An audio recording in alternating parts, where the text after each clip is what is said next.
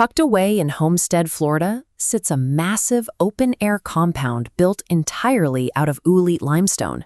It features towering walls, a 2-story living quarters, and a perfectly balanced 9-ton gate that once rotated with a single finger. Individual blocks here weigh up to 30 tons. In 1992, the Category 5 winds of Hurricane Andrew tore through this exact area at 165 miles per hour, flattening the surrounding neighborhood. Yet this compound, built without a single ounce of mortar, remained perfectly intact.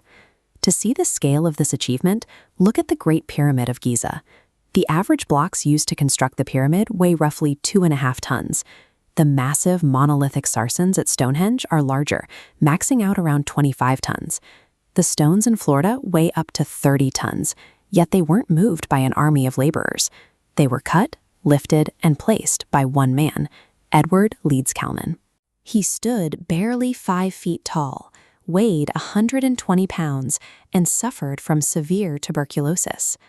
Over 28 years, Leedskalnin quarried and carved millions of pounds of rock entirely alone. He refused to let anyone observe his techniques, choosing to do the heaviest work in the dead of night. In 1936, seeking more privacy, he hired a local teenager with a truck and moved the entire castle 10 miles down the road. He insisted on loading and unloading every massive stone by himself, without using conventional machinery. Coral Castle remains a profound challenge to standard engineering consensus. Its existence forces us to ask a very simple, highly uncomfortable question. How exactly did one frail man do this? The origin of this obsession starts in Latvia in 1912. A 26-year-old Leedskalnin was engaged to a 16-year-old named Agnes Scuff. One day before the wedding, she called it off. Humiliated, Leedskalnin fled to North America. He drifted through Canada and the Pacific Northwest, taking brutal physical jobs until his failing health caught up with him. Diagnosed with tuberculosis, he moved to the warmth of Florida to recover. He bought a patch of limestone in Florida City for $12 and began carving a shrine to his lost love. He filled the grounds with a domestic stone fantasy, sculpting a dining room table, rocking chairs, and small beds for the children he envisioned they would have. But the heartbreak also took a darker shape. He built the Repentance Corner, a rock slab with a vertical slit designed to lock the heads of a hypothetical misbehaving family into the wall so he could lecture them. His secrecy fueled wild rumors of supernatural powers. Neighbors claimed to see rocks floating through the air, leading to theories that Leedskalnin was tapping into a vile vortex, aligning his work with energy grids, or using Tibetan acoustic levitation to manipulate gravity with sound frequencies.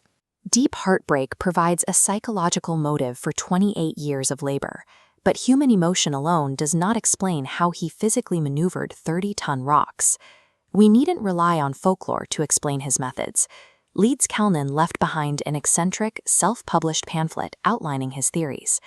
His thesis rejects modern physics, arguing traditional electricity is a misinterpretation, and that the Earth itself is simply one massive magnet.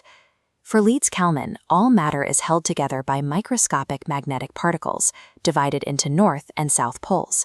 He believed these magnets are in constant motion, running against each other in a rapid double helix pattern he called a whirling, screw-like fashion. He applied these theories to the castle's layout. Using precise astronomical alignments, like his carved Polaris telescope, he mapped what he believed were magnetic currents passing through his location. His writings describe physical experiments using car batteries, copper wire, and U-shaped magnets to allegedly manipulate and concentrate this force.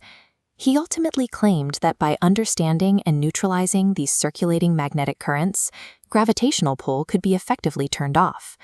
If these eccentric experiments with wires and batteries functioned as he described, Leedskalnin had discovered a method of construction that suggests our current understanding of gravitational limits is incomplete. Leedskalnin died in 1951, taking his secrets with him. He left no blueprints, no apprentices, and no practical demonstrations of his alleged anti-gravity techniques. The castle stood until 1986, when the 9-ton rotating gate finally broke and stopped spinning. To fix it, a team of engineers had to be brought in. It required 6 men and a heavy-duty crane to lift and realign a single stone that a 120-pound man originally positioned by himself. When they dismantled the gate, they found it was perfectly balanced on nothing but an old truck bearing and a small mysterious stone that researchers have yet to fully identify.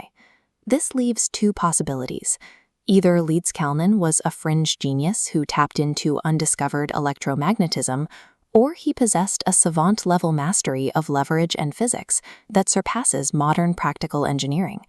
Regardless of how he manipulated his materials, Coral Castle stands as a testament to human willpower. Driven by a broken heart, one man proved that our limits are far wider than we assume. As Ed said, "It's not difficult if you know how."